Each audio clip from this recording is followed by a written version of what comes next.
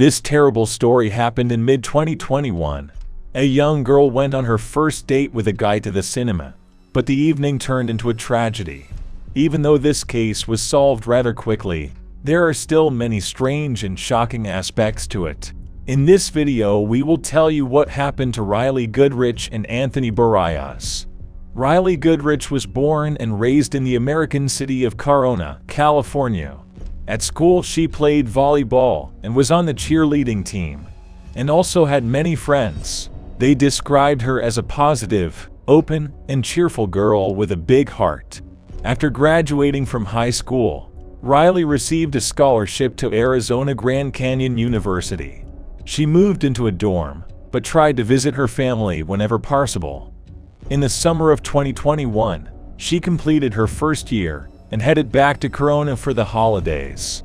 On the 4th of July, American Independence Day, her friends threw a big party. There, Riley met a young man named Anthony Barajas, who was a year older than her. Sympathy quickly arose between them, and they continued to communicate in the following days. Anthony unexpectedly became a popular personality on TikTok. In 2019, he created an account where he posted various comic videos. At some point, his videos began to attract the attention of a wide audience, and by the summer of 2021, he had almost 1 million subscribers. The guy was also actively developing his account on Instagram, but was still trying to decide what to do in the future: run his blog as his main activity or do something else. After chatting for some time on social networks, they decided to go on a first date. But it was important to Riley that her father, Dave, approved of her choice. Despite the fact that she was already 18 at that time, the girl was very close to her parents and wanted them to meet Anthony first. The girl's father was skeptical at first, mainly because Anthony made his living through TikTok. It didn't look too serious to him. However, when they met in person, Anthony made a good impression on Dave, and the father approved of his daughter's choice. The guy seemed to him a kind, well-mannered, and generally positive person. As a result, Riley and Anthony decided to meet on July 26 and go to an evening movie, choosing the movie The Purge Forever. The plot of the film is based on the fact that every year in the United States any crime is legalized for 12 hours, including murder. Who would have thought how terrible a coincidence the choice of this particular film would be? Before heading to the movie theater, they had dinner at Riley's favorite restaurant nearby. The session began at 10:30 and ended closer to midnight. Considering that it was a weekday, there weren't many people in the cinema. While watching it, Riley texted her mother that she thought the movie was boring, but she was still enjoying the date with Anthony. The girl never contacted her again. When the film ended, a cinema employee went into the theater to clean the room. To his surprise, he found Riley and Anthony there. From a distance, it seemed to him that the couple was simply sitting or sleeping in their chairs. But as soon as he took a few steps towards them, he was horrified to discover that both visitors were seriously injured and unconscious. After calling 911, police and paramedics arrived on the scene. Doctors almost instantly determined that Riley had already died, and Anthony was still alive, but in a severe unconscious state. He was taken to a local hospital and placed on life support while detectives began processing the crime scene. At first, it was difficult for them to understand what had happened in this room.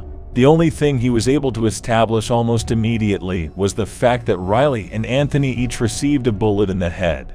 But there was no evidence at the crime scene that could shed light on what happened.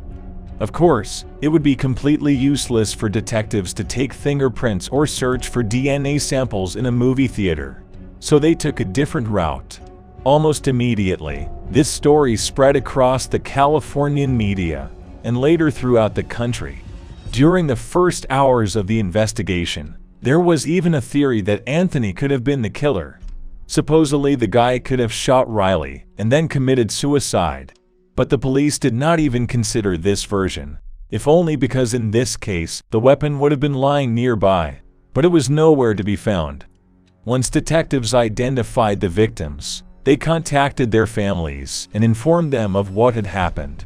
Riley's parents simply couldn't believe their daughter was dead. Just a few minutes before her death, she corresponded with her mother, and no one could have thought that something so tragic could happen while watching the film. In addition, the police could not tell her relatives any details about what happened, since they themselves still did not have the slightest idea what happened in this cinema. As for Anthony, the doctor's forecasts were disappointing. The young man was seriously injured, and the doctors had to do everything possible to help him.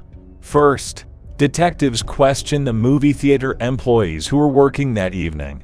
It turned out that only 6 tickets were sold for this session. This meant that there was a high probability of 1 in 4 visitors being the killer.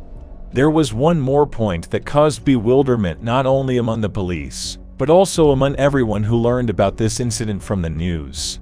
If the killer was one of the 6 spectators, the rest of the visitors did not hear the sound of the shot. The only explanation at that time was the version according to which other viewers simply mistook the sounds of gunfire for part of the film.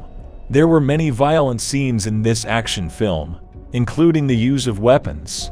It was possible that the killer struck just in time for one of these scenes. Otherwise, this mystery was revealed quite quickly. Detectives found out that out of all the tickets sold, 4 were purchased by one person for himself and his 3 friends. This led the police to believe that the crime could have been committed by a group of people. The investigation continued throughout the night, and the next day the police department announced the arrest of a suspect. He turned out to be 20-year-old Joseph Jimenez. The interesting thing here is the fact that pure chance helped them find the suspect. It turned out that Joseph himself called the police the day after the murder.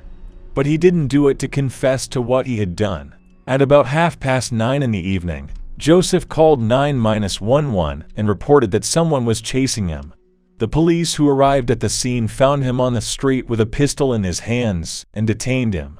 They immediately realized that the attack in the cinema was carried out using a weapon of exactly the same caliber, so they handed over Joseph's gun to experts. Having 3 empty cartridges from the cinema in their hands, they established that this was the same weapon in front of them. Jimenez himself denied his involvement in the murder, but detectives quickly found another significant piece of evidence. After searching the suspect's home, they found Riley Goodrich's wallet there. Next, the police found the other 3 people who were at that movie screening. It turned out that they were all Joseph's friends, but their story really shocked the detectives.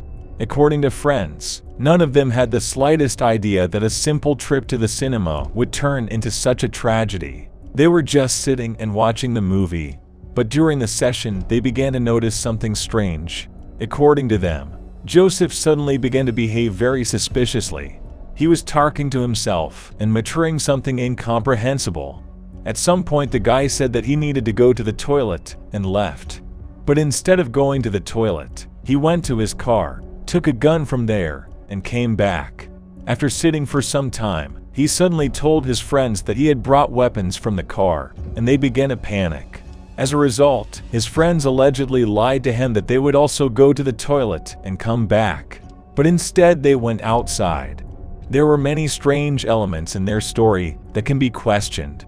The moment with their escape from the cinema raises the most questions. Didn't they try to find out why Joseph brought the gun, and whether they thought that he might use it against the other 2 visitors? In addition, the friends did not inform either the cinema staff or the police about this. Joseph's behavior almost certainly indicated that he was about to do something bad, but the friends decided to simply ignore the whole situation.